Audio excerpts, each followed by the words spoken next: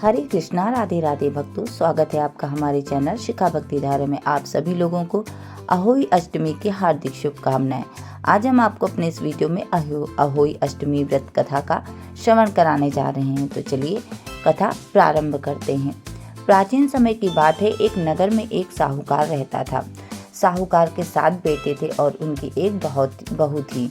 साहूकार का परिवार बहुत सुखी था, लेकिन उसकी बहू को संतान सुख प्राप्त नहीं हो पाया था, जिसका दुख उसे हमेशा रहता था।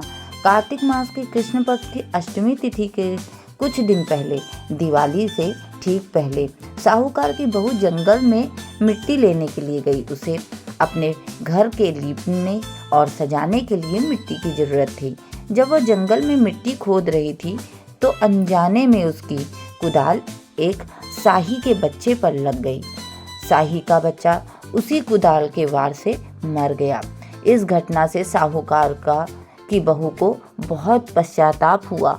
वो बहुत दुखी हुई और साही के बच्चे की मृत्यु के कारण वह बहुत भयभीत भी हो गई।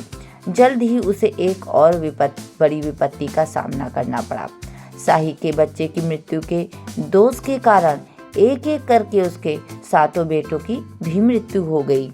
बेटे की मृत्यु से साहूकार और उसकी बहू गहरे शोक में डूब गए।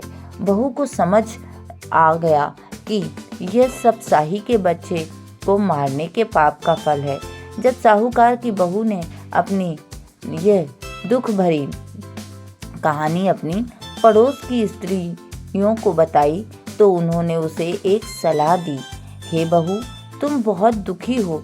यदि तुम अपने इस पाप से मुक्ति पाना चाहती हो और अपने संतानों का सुख वापस पाना चाहती हो तो तुम्हें अहोई माता का व्रत करना चाहिए। अहोई अष्टमी के दिन तुम साही और साही के 7 बच्चों का चित्र बनाकर उनकी पूजा करो और सच्चे मन से अपनी भूल के लिए उनसे क्षमा मांगो। अहोई माता, जो कि माँ पार्वती का ही रूप है, तुम्हें अवश्य क्षमा करेंगी और तुम्हारी संतान को लंबी आयु का आशीर्वाद देंगी। साहूकार की बहू ने श्रद्धा पूर्वक उनकी बात मानी। कार्तिक कृष्ण पक्ष की अष्टमी तिथि पर उसने पूरे विधि विधान से अहोई माता का व्रत किया। उसने दीवार पर साही और उसके बच्चों का चित्र बनाया, कलश स्थापित किया और रात को तारों को अर्घ देकर माता की पूजा की। उसने अपने मृत बेटों के लिए पश्चाताप किया और सच्चे मन से अहोई माता से अपने पापों की क्षमा मांगी। साहूकार की बहू की सच्ची श्रद्धा और पश्चाताप से अहोई माता माँ पार्वती बहुत प्रसन्न हुई। उन्होंने बहू को दर्शन दिया और उसे क्षमा करते हुए वरदान दिया कि उसके सभी पुत्रों को लंबी आयु प्राप्त होगी। अहोई माता के आशीर्वाद से साहूकार की बहू को वापस से संतान सुख मिला और उसके पुत्र दीर्घायु हुए।